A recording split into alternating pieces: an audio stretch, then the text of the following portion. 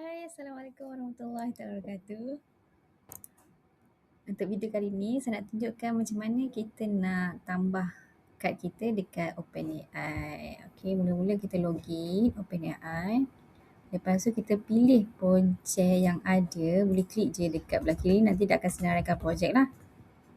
Okey, lepas tu kita pergi dekat bahagian settings dekat belah kiri ni dan kita klik organization settings yang menu belah kanan.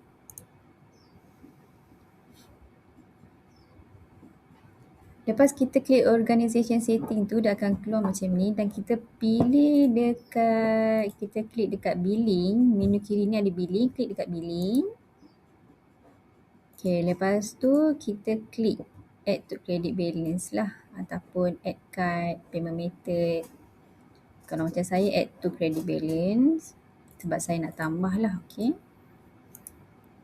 Dan kita masukkan minimum $10 pun boleh. Lepas tu kalau dah ada kad kita pilih je. Klik sini dan pilih payment method lah. Kalau tak ada kita klik add payment method dan kita boleh masukkan kad. Lepas tu kita klik je add payment method. Okay.